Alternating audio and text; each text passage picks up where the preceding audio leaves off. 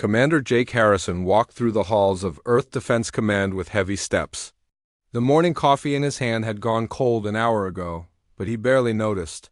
For 3 days straight, the same strange signal had been coming from deep space, and nobody could figure out what it meant. The communications center buzzed with activity as Jake entered.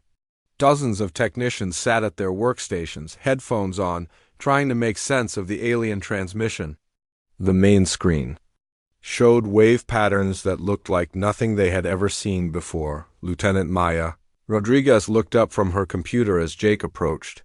Her eyes were red from lack of sleep, but there was excitement in her voice when she spoke. "Sir, we finally broke through," she said, pointing at her screen. "The signal is not random noise. It is a message, and we can read it now." Jake sat down his cold coffee and leaned over Maya's shoulder to look at the translation appearing on her monitor. The words made his blood run cold. "To any civilizations that can travel between stars, we are the Kelani Republic. Our worlds are being destroyed by the Vorthek Empire. Our space fleets are gone, our cities are burning. We detected radio signals from your planet. Please, if there is any kindness left in the galaxy, help us, we are dying." The message repeated. Every 12 minutes, always the same desperate plea for help. Jake read it 3 times before the full meaning hit him. Somewhere out in space, an entire alien civilization was being wiped out, and they were begging anyone who could hear them for help. "Where is this coming from?" Jake asked. Maya pulled up a star map on the big screen. A red dot blinked in a distant spiral arm of the galaxy. The Kepler 442 system, about 1,200 light-years from Earth. The signal is very strong, which means they are using massive amounts of power to send it. Jake stared at the blinking dot. 1,200 light-years was an impossible distance. Even with Earth's fastest ships, it would take over a year to get there. By then, these Kelani people would probably all be dead. Admiral Lisa Bennett entered the communications center just as Maya was explaining the source of the signal. Bennett was a tough woman who had spent 30 years in space, and nothing usually surprised her. But when she read the alien message, her face went pale. "Show me everything we know about these aliens," she ordered. Dr. Carlos Mendez, the chief scientist for alien studies, hurried over with a tablet full of data. "Admiral, the Kelani have sent us more than just a distress call. They included technical information, star charts, even video recordings of the attacks." The main screen changed to show a recording from space. Jake watched in horror as massive black ships, each one the size of a city, fired beams of dark energy at a beautiful blue-green planet. The planet's surface exploded in flames wherever the beams touched. "The Kelani ships are incredible," Dr. Mendez explained as the video showed. "Alien vessels trying to fight back." The Kelani ships looked almost alive, with smooth curves and surfaces that seemed to pulse with light. They can control gravity, their shields can stop nuclear weapons, and their ships appear to be grown rather than built. But they are still losing, Jake observed, watching Kelani ships explode under the enemy fire. "Yes, and badly," Dr. Mendez replied. "These Vorthek attackers have weapons we cannot even understand. They are not just conquering the Kelani worlds, they are completely destroying all life on them." Captain Steve Parker from the Space Navy joined the group around the screen. "Admiral, if these Vorthek are strong enough to crush aliens who are centuries ahead of us in technology, why should we even think about getting involved?" Admiral Bennett stared at the star map for a long moment before answering.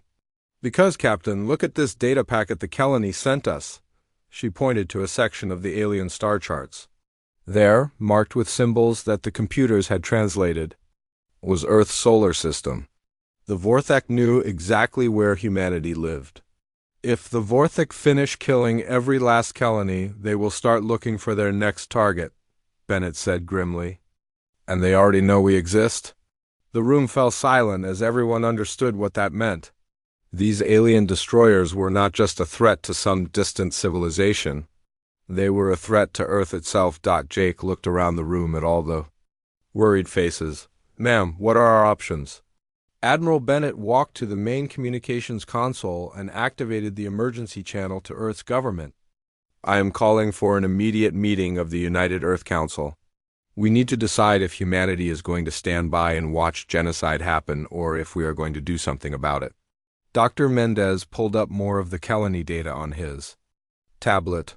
Admiral, there is something else you should see. The Kelani have been studying our radio and television signals for decades. They know about human culture, our history, our wars. In their message, they specifically asked for help from Earth because they said, we are the only species they have detected that might be willing to fight for others. What does that mean? Jake asked. It means, Dr. Mendez explained, that most alien civilizations in the galaxy are peaceful. They developed beyond warfare thousands of years ago. Humans are unusual because we still know how to fight, and more importantly, we are willing to fight for strangers. Admiral Bennett nodded slowly. The Kelani are not just asking for our help. They are betting their entire species on the hope that humans will care enough about people we have never met to risk everything for them. Jake thought about that as he looked at the alien message still scrolling across the screen. Somewhere in space, mothers and fathers were watching their children die, while calling out to a planet they had never seen, hoping that strangers might care enough to save them. The emergency meeting would decide humanity's response, but Jake already knew what his answer would be. Earth had received radio signals from the Kelani for years without realizing what they were.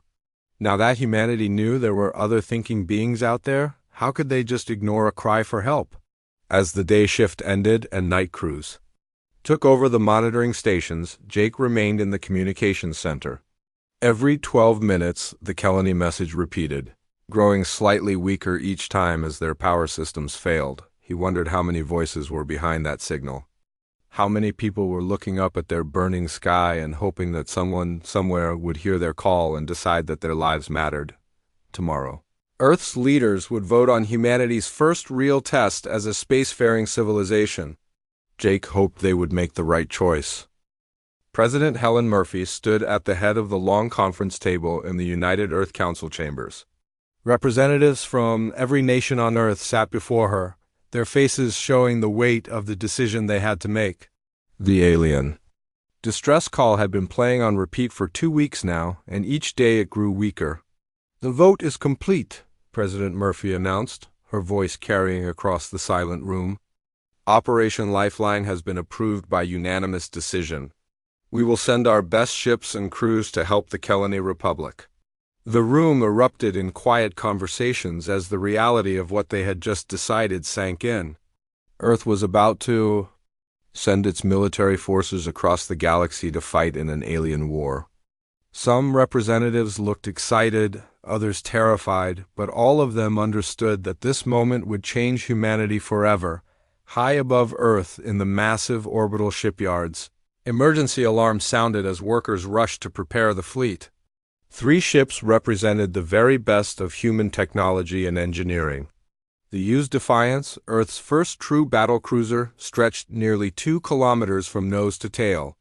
Her hull gleamed with fresh armor plating, and her weapon systems had been upgraded with the latest plasma cannons. Captain Alex Turner walked through the corridors of the Defiance, checking on his crew as they prepared for the longest journey any human had ever attempted.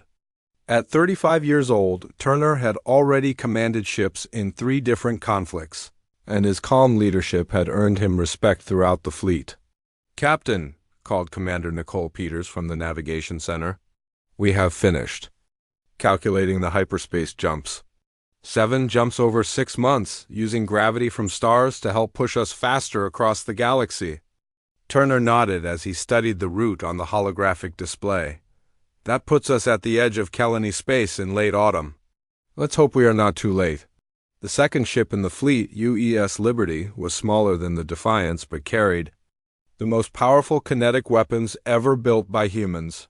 Her railguns could fire metal slugs at nearly the speed of light, creating impacts equivalent to nuclear explosions. Captain Sarah Johnson paced her bridge, watching her weapons crews run final tests on the massive cannons. "Ma'am," reported Lieutenant Sam Walsh from the gunnery station, "all railguns are operating at full capacity. We have enough ammunition for sustained combat operations." The third ship, UES Phoenix, looked different from her sister vessels. Her hull was covered with experimental plasma artillery that glowed with contained energy. Chief Engineer Linda Foster had spent months perfecting the new weapon systems, knowing that human lives would depend on her work. Down in the Marine quarters, Sergeant Rick Coleman briefed his squad on what they might face when they reached alien space. His soldiers were volunteers, the best fighters Earth could offer, but none of them had ever fought aliens before. "Listen up," Coleman told his Marines. "We don't know exactly what we will find out there, but we know innocent people are dying. Our job is to keep them alive and send the bad guys home in pieces." Dr. Karen White worked in her laboratory aboard the Defiance, studying every piece of information the colony had sent to Earth. As the mission's expert on alien life, she would be responsible for making first contact with any survivors they found. "The colony biology is fascinating," she explained to Captain Turner during a briefing. "They are based on silicon instead of carbon like us, but their brains work in ways that are surprisingly similar to humans. Their emotions, their fear and hope translate almost perfectly into concepts we understand." Admiral Bennett visited each ship personally before the fleet departed. She walked through the corridors, talking to crew members and making sure everyone understood the importance of their mission. "Remember," she told the assembled crews over the communications system, "you are not just representing Earth, you are proving that humanity deserves to be part of the larger galaxy. Don't let anyone out there forget what humans can do when we decide to care about something bigger than ourselves." The departure ceremony was broadcast, live to every nation on Earth. Millions of people watched as the three ships fired their engines and began their journey to the stars. For the first time in human history, Earth's military was leaving the solar system not to explore or colonize, but to fight for the freedom of another species. As the ships accelerated away from Earth, the crew members settled into the routine that would carry them across the galaxy. The journey would take 6 months, with long periods of travel between hyperspace jumps. During these quiet times, the crew studied colony language and culture, practiced combat simulations, and prepared for battles they could barely imagine. Lieutenant Tony Garcia spent his time in the sensor department, learning to recognize Kelani and Vorthak ship signatures.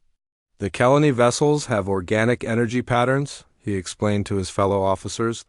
"Their ships are alive in some way. The Vorthak ships are different, all metal and dark energy. They should be easy to tell apart." Ensign Betty Clark worked in communications, practicing the Kelani language that the computers had decoded from their transmissions. "Their language has emotional undertones built into it," she discovered. "When they say they are afraid, you can actually hear the fear in the sound patterns." As the weeks passed, the crew of the human fleet received updates from Earth about the Kelani situation. The alien distress calls were getting weaker and less frequent. Entire star systems had gone silent, their last transmissions cut off in the middle of desperate pleas for help. "We have to get there faster," Captain Turner said during a meeting of the ship commanders. "At this rate, there might not be any Kelani left to save." "We are already pushing the engines beyond safe limits," Captain Johnson replied. "If we burn out the hyperspace drives, we will be stranded between galaxies with no way home." The human fleet continued its race across space, carrying Earth's hopes and humanity's first chance to prove itself to the galaxy. Behind them, radio telescopes on Earth continued to monitor the Kelani distress signals, counting down the days and hoping the signals would still be broadcasting when the rescue fleet arrived. In the depths of space, 3 human ships carried the dreams of 2 species toward an uncertain future, where the outcome would determine whether compassion or cruelty would rule the stars. The human fleet dropped out of hyperspace at the edge of the Kelani system, with a flash of blue light that briefly outshone the local star.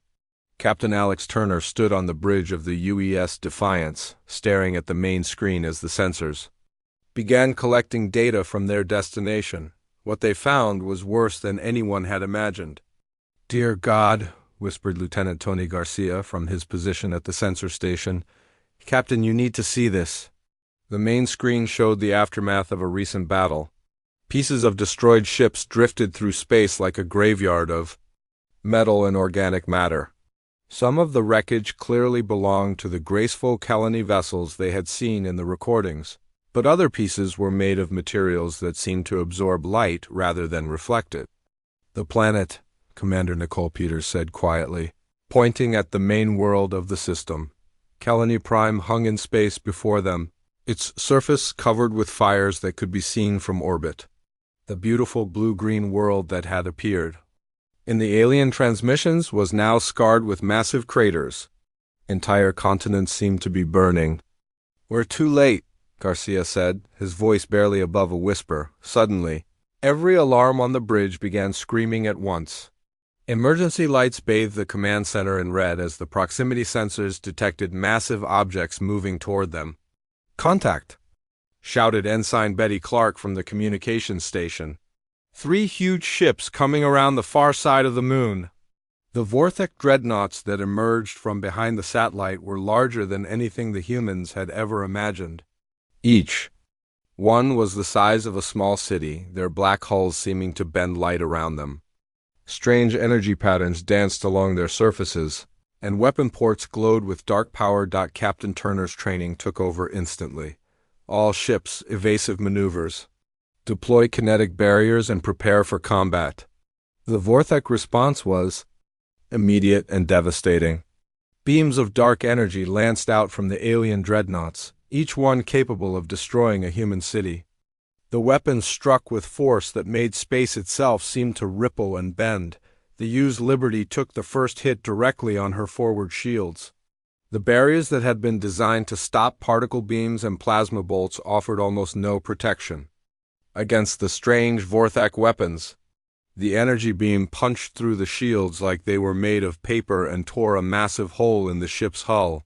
"Liberty is hit," Captain Sarah Johnson's voice crackled over the communications system. "We've lost forward sections 1 through 4. Hull breach on multiple decks." Turner watched his formation scatter as the human ships tried to avoid the next barrage. "All ships, pattern Delta 7. Show them what Earth's weapons can do."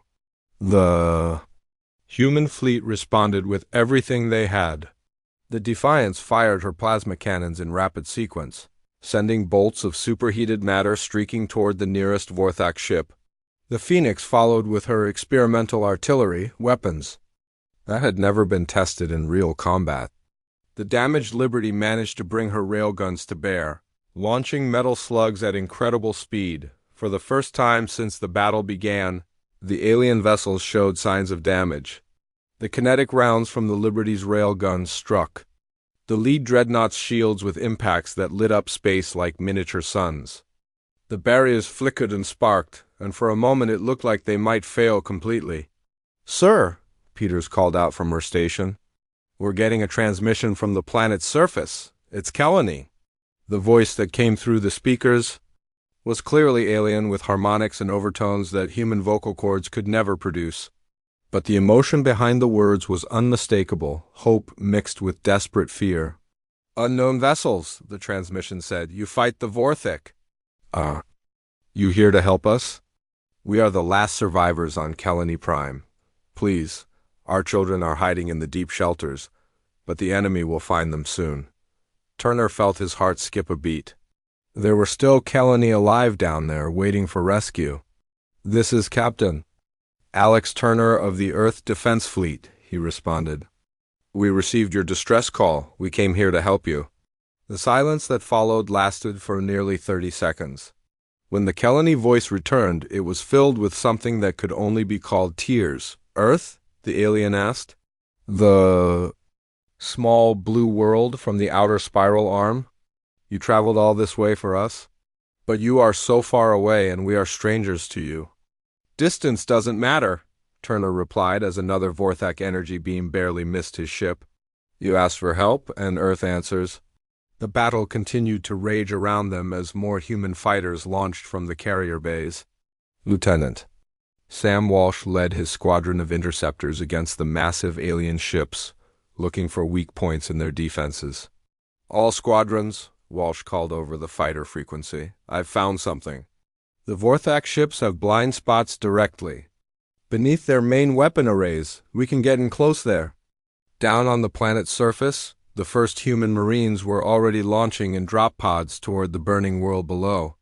Sergeant Rick Coleman's team rode their pod through the atmosphere, watching the devastation grow larger through their viewports. "Look at this place," said Private Don Miller as they descended toward what had once been a city. "The whole planet looks like it's dying."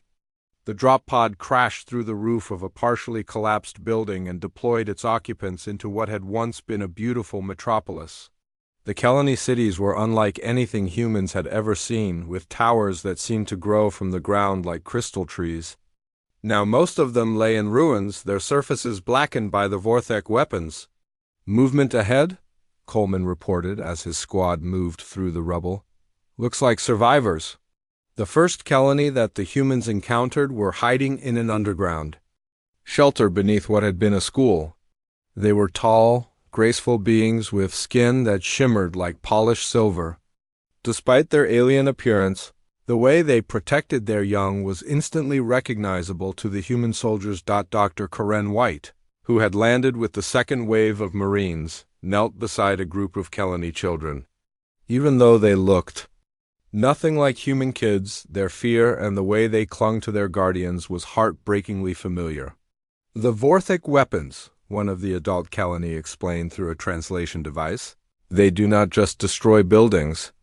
They poison the very ground, making it impossible for anything to grow again. This is not conquest. This is the complete elimination of all life." Back in space, the human fleet continued their desperate fight against overwhelming odds. The three Earth ships were vastly outnumbered and outgunned, but they had something the Vorthak had never encountered before: the stubborn refusal to give up that had carried humanity through every challenge in their history.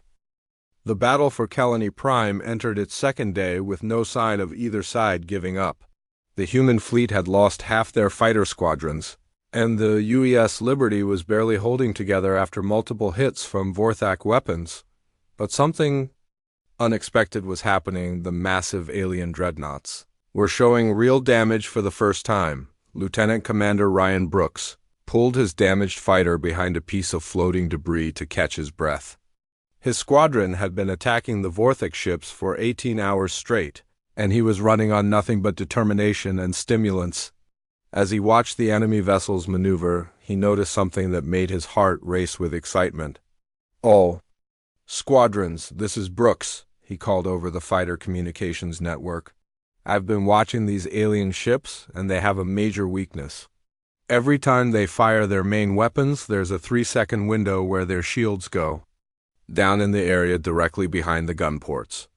The information spread through the human fleet like wildfire.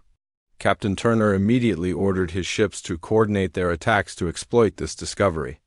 "All vessels, focus fire on the lead dreadnought the moment it shoots. We're going to punch through those shields."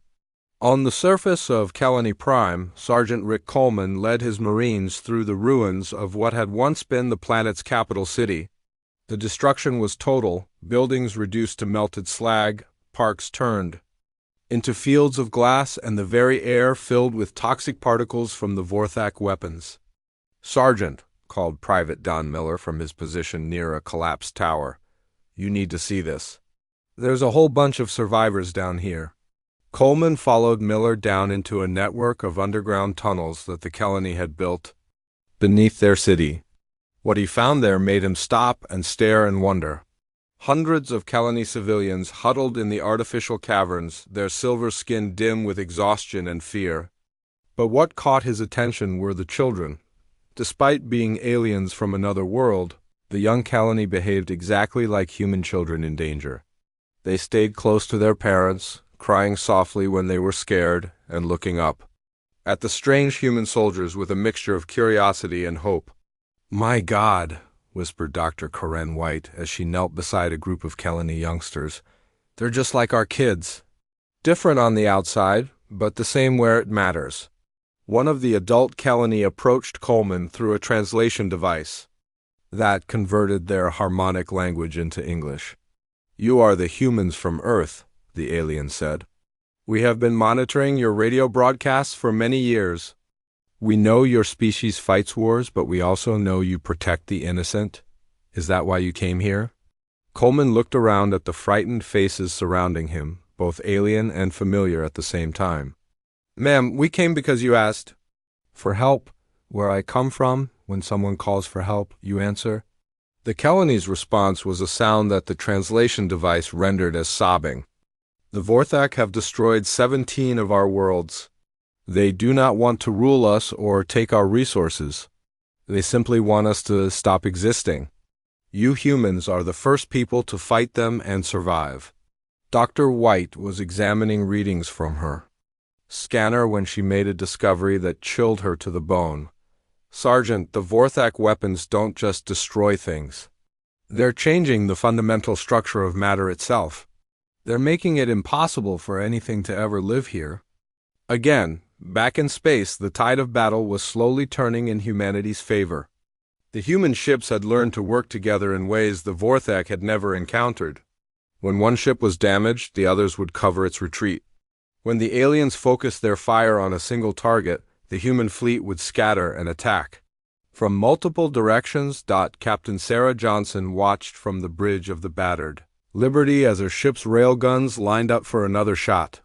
"Fire all batteries," she ordered. The kinetic rounds struck the lead Vorthak dreadnought, just as its shields dropped to fire its main weapon. For the first time in the battle, human weapons punched completely through alien defenses. The metal slugs tore massive holes in the black hull, and explosions began to ripple along the enemy ship's length. "We hurt them," Johnson shouted over the communications network. "Keep hitting that same spot," Captain Turner seized the moment. "All ships, concentrate everything on the damaged dreadnought. If we can destroy one of them, maybe the others will retreat." The combined firepower of 3 human battleships struck the wounded Vorthak vessel simultaneously. Plasma bolts, kinetic rounds, and experimental energy weapons all converged on the same target. The alien ship's defenses, designed to stop conventional weapons, had no answer for the variety and intensity of human firepower. The Vorthak dreadnought exploded in a brilliant flash that lit up the entire star system. Pieces of the massive ship scattered in all directions, some of them large enough to have their own gravity. The destruction of something so huge sent shockwaves through both fleets. For several minutes, neither side moved. The remaining Vorthak ships seemed stunned that one of their mighty dreadnoughts had been destroyed by what they considered primitive aliens. The human fleet was equally shocked that their weapons had actually worked. Then a transmission came from the surviving Vorthak ships, broadcast on all frequencies in perfect English. "Impossible," the alien voice said, filled with what sounded like confusion and anger. "Your species is listed in our databases as technologically primitive and militarily insignificant. How are you capable of this level of resistance?" "Captain." Turner's response was broadcast back to the alien fleet and simultaneously transmitted to Earth, where billions of humans heard it live. "Because we choose to fight for something bigger than ourselves." The Vorthak ships began to move again, but their formation was different now. Instead of the confident attack pattern they had used before, they seemed cautious, almost afraid. For the first time in 1,000 years of conquest, the Vorthak Empire had encountered a species that could not only resist them, but actually hurt them down on the planet's surface. The news of the dreadnought's destruction spread through the survivor networks like wildfire. Kelani, who had been hiding in deep bunkers, began to emerge, looking up at the sky where human and alien ships continued their deadly dance. "They actually did it," whispered the Kelani elder to Sergeant Coleman. "Your people destroyed a Vorthak capital ship. In 1,000 years of war, no one has ever accomplished such a thing."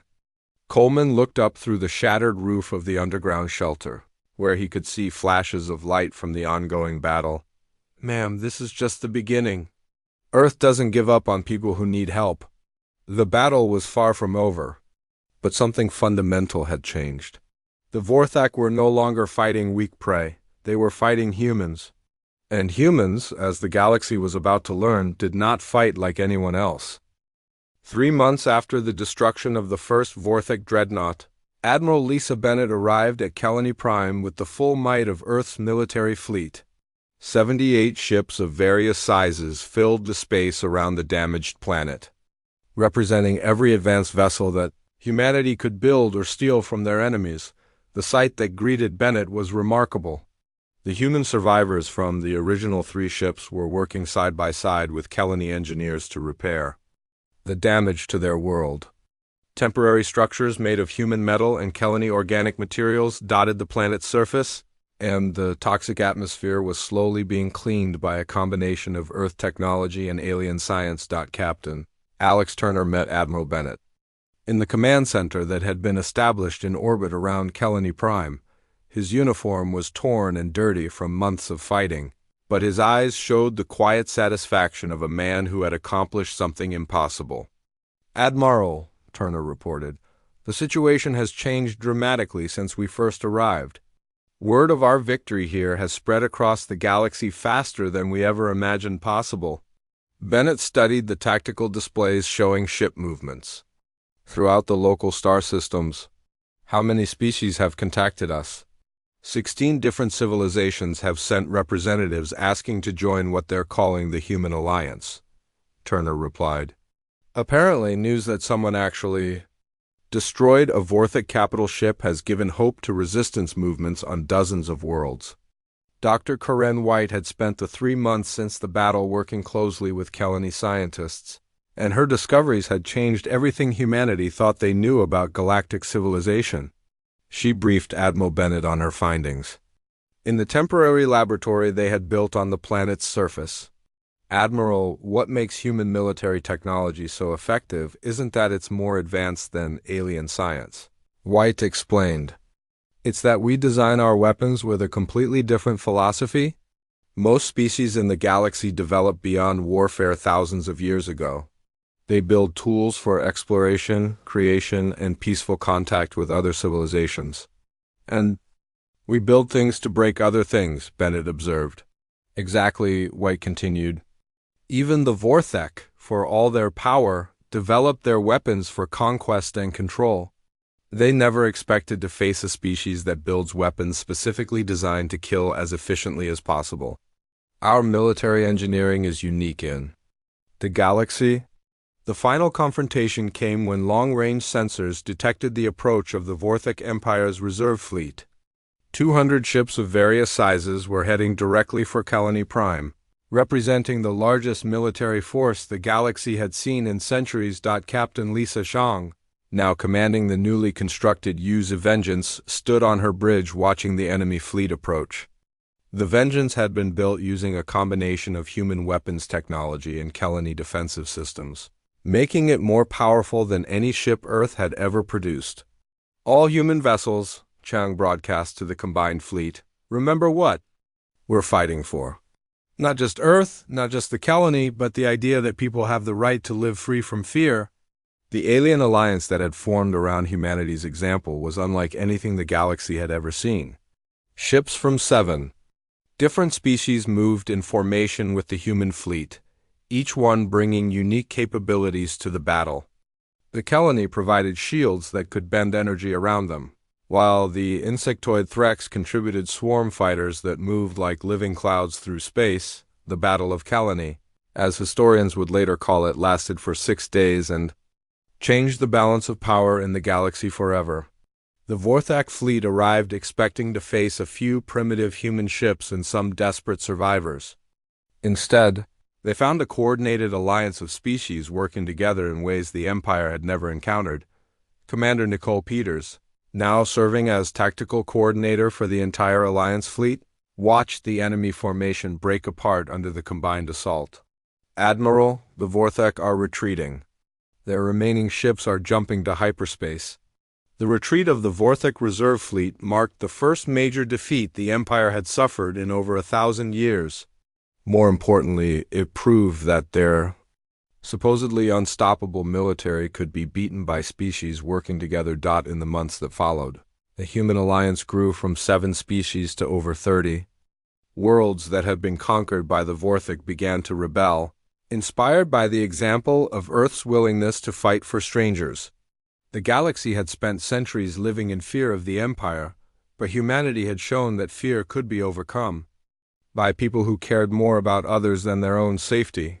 Sergeant Rick Coleman, now promoted to lieutenant colonel, established the first joint training facility where human soldiers worked alongside alien fighters. The facility on Kelani. Prime became a symbol of what different species could accomplish when they shared their knowledge and skills. The thing about humans, Coleman explained to a group of new alien recruits, is that we never learn to stop fighting for what's right. Most species grow out of that instinct, but Earth never did. Sometimes that makes us dangerous, but it also makes us the kind of allies you want when things go bad. Years later, when peace had been restored to the galaxy and the Vorthak Empire had been reduced to a few isolated worlds, historians from dozens of species studied the events that had changed everything. They all reached the same conclusion. Humanity's greatest weapon had never been their technology or their tactics. Their greatest weapon was their willingness to answer when strangers called for help.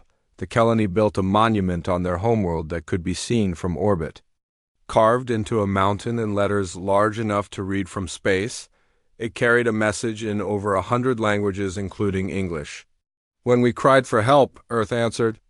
Admiral Jake Harrison, now retired and living on New Geneva Colony, often sat in his garden watching his grandchildren play with young Kelani who were attending school on the human world. The sight of human and alien children playing together had become common throughout the galaxy, but it never stopped amazing him. Grandfather, his granddaughter Emma asked one day, is it true that you helped save the Kelani? Harrison smiled, remembering the scared young commander who had first heard the alien distress call years ago. We help save each other, Emma. That's what neighbors do. Above them, ships from dozens of species traveled the space lanes together, protecting trade routes and exploring new worlds. The galaxy was vast and full of wonders, and there were always new voices calling out across the darkness, hoping that someone would hear them and care enough to help. And somewhere in that vast darkness, whenever those calls came, Earth was always ready to answer.